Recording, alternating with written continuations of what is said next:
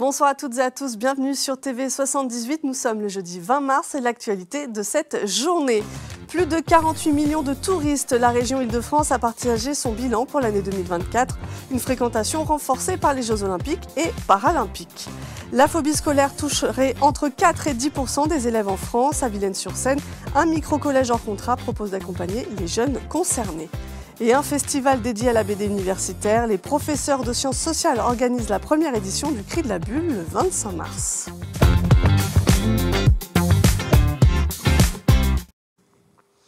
Avant de développer ces titres, un accident impliquant 4 bus militaires a eu lieu le mercredi 19 mars au soir sur l'A13. Selon nos confrères du Parisien, 119 victimes ont été prises en charge, 35 blessés légers et 4 plus sérieusement atteints. La collision s'est produite à hauteur de Guerville en direction de Paris et a mobilisé 51 pompiers, 3 équipes médicales et une trentaine de véhicules d'intervention. Les élèves officiers rentraient d'une formation à la base aérienne 105 à Évreux dans l'Eure. L'Île-de-France, première destination mondiale en 2024. La région a présenté ses chiffres. Plus de 48 millions de visiteurs, dont 22 millions d'internationaux. Une croissance de 2% par rapport à 2023, même si c'est encore inférieur à 2019. L'effet Jeux Olympiques et Paralympiques s'est aussi fait ressentir, plus de 11% de séjours touristiques par rapport à 2023. C'est une pathologie qui empêche l'enfant ou l'adolescente de se rendre physiquement à l'école. La phobie scolaire toucherait entre 4 et 10% des élèves en France. Alors pour les aider, un micro-collège hors contrat a été créé récemment à Villennes-sur-Seine. Les cours télé proposent une pédagogie différenciée pour permettre aux jeunes de reprendre confiance en eux. L'établissement fera sa première rentrée en septembre prochain. Reportage de Grégory Canalé et Mathilde Francou. Il y a environ 10 ans, Magali Banoun a été confrontée à un problème. L'une de ses filles, élève de 5e, se retrouve dans l'incapacité d'aller au collège. Elle souffre de refus scolaire anxieux, appelé également phobie scolaire, un trouble qui s'est manifesté par plusieurs symptômes. Une anxiété très grande et un problème de séparation avec la famille qui faisait qu'elle ne pouvait plus aller à l'école. Elle se sentait en danger à l'école. En tant que parents, c'est quelque chose qui nous tombe dessus, parce que l'école est obligatoire. On se demande où va aller notre enfant qui ne veut plus aller à l'école. C'est pas qu'elle ne veut pas, c'est qu'elle ne peut pas.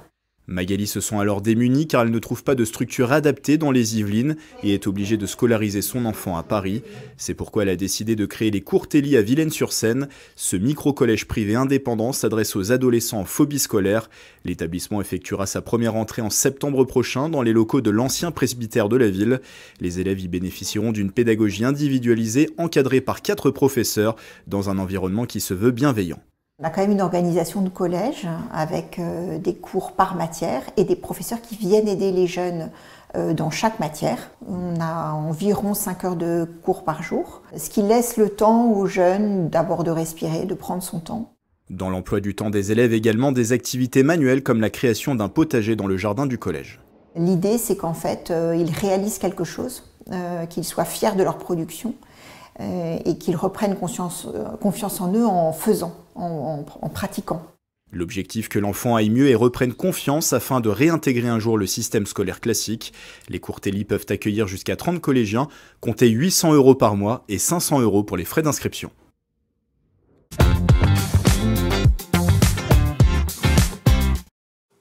La BD, c'est pour tout le monde, même dans un univers auquel on ne s'attend pas. Le 25 mars prochain, l'Université Versailles-Saint-Quentin organise son premier festival dédié au 9e art. À l'organisation, des professeurs de sciences humaines de l'université, accompagnés de l'association Mémoire et BD, des précisions. Pensez le 9e art comme un outil de vulgarisation scientifique.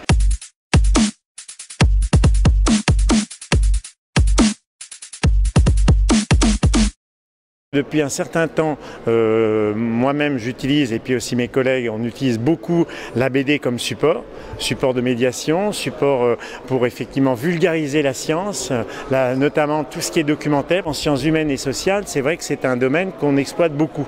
Moi en histoire, c'est quelque chose que j'utilise régulièrement avec les élèves comme support, parce que ça permet évidemment de mieux mémoriser, ça permet aussi l'alliage du texte et de l'image, permet aussi de mieux faire comprendre certains phénomènes.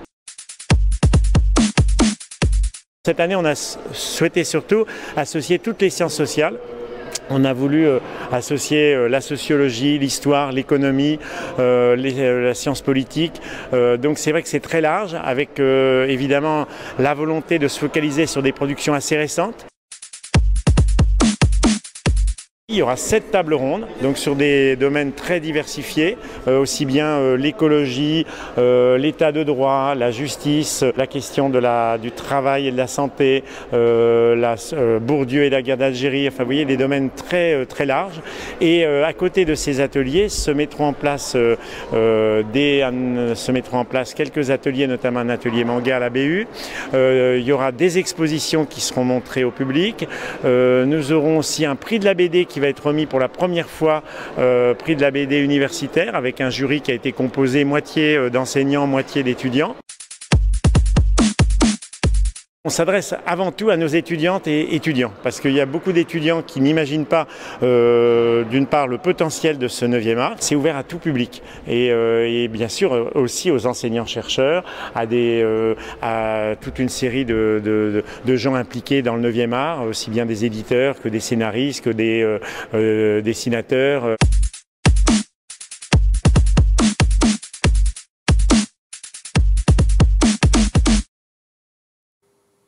Depuis le mois de janvier, la ville d'Élancourt propose des concerts éducatifs pensés et réalisés par les professeurs de l'école de musique. Ces concerts s'intéressent à l'histoire de la musique. Pour chaque rendez-vous, un thème unique. Ce samedi 22 mars, ce sera Petit Bambou deviendra vent, des précisions.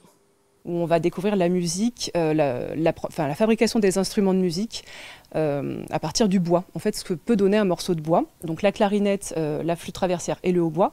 Plutôt un moment d'écoute musicale quand même, où on est spectateur au départ. Et ensuite, une partie participative pour qu'on puisse vraiment rentrer dans le sujet et non pas être simplement spectateur. Et on voit que ces concerts-là, en général, ont beaucoup de succès puisqu'ils sont souvent plébiscités par le public quand il y a une partie où ils peuvent interagir avec les artistes.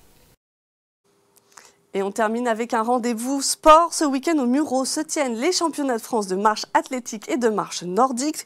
À l'organisation, la Fédération française d'athlétisme et l'association Les Mureaux Val-de-Seine Athlétisme. Festimarche se déroule à l'île de loisirs du Val-de-Seine. Une initiation est possible le 22 mars au matin.